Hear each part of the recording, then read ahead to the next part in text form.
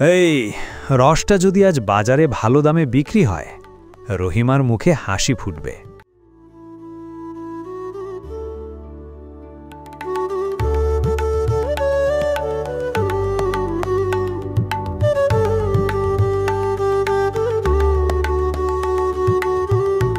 হারে বাপরে, রস অর্ধেক কুই গেল। রাতে কেউ খেয়ে গেল নাকি? আরে কে ওখানে? বাতাস নাকি ভূত?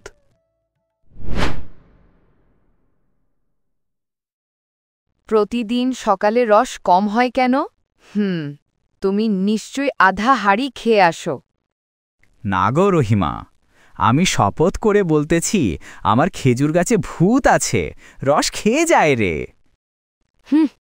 এখন আবার পেতনিও রস খায় নাকি? মা, যদি সত্যি পেতনি হয় তাহলে আমি আজ রাতে পাহারা দেব। না না বাবা, ভয় পাবি। ওটা পেতনি হলে মাথায় খেজুরের ডাল মারে। ঠিক আছে, আমি খেজুরের ডাল মাথায় বেঁধে পাহারা দেব।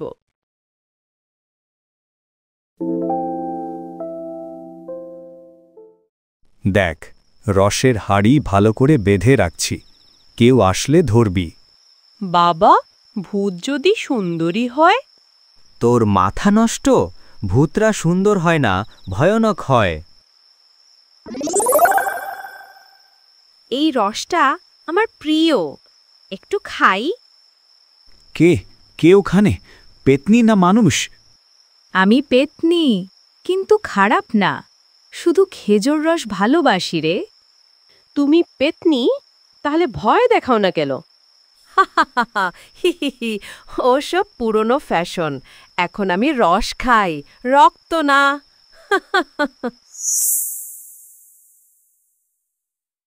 এবার তো প্রমাণ হয়ে গেল, রস ভূতেই খায়। ঠিক আছে, আমি একটা কৌশল জানি। আজ রাতের হাড়ির রসের মধ্যে লাল মরিচ গুঁড়ো মিশিয়ে দেব। দেখি পেতনি তখন কি করে।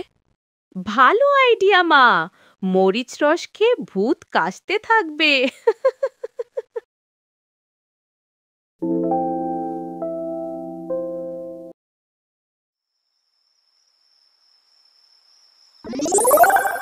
আহা, আজ রসের গন্ধটা কত তাজা।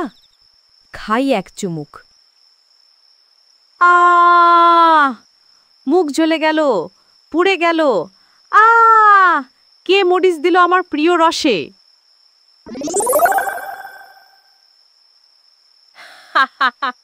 মরিচ রস খেয়ে খুব পেতনি, এখন মরিচে পুড়ে গেছে। কিন্তু ও আবার আসবে না তো? আমি মোল্লা সাহেবের কাছে গিয়ে কিছু তাবিজ নিয়ে আসি।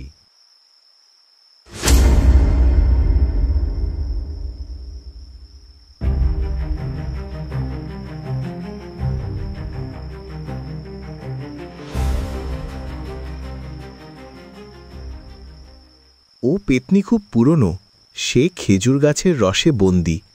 এই লাল সুতোর মধ্যে দোয়া পড়া আছে। গাছে এটা বেঁধে দাও, আর রস নামানোর সময় বিসমিল্লা বলো, তাহলেই সে আর আসবে না।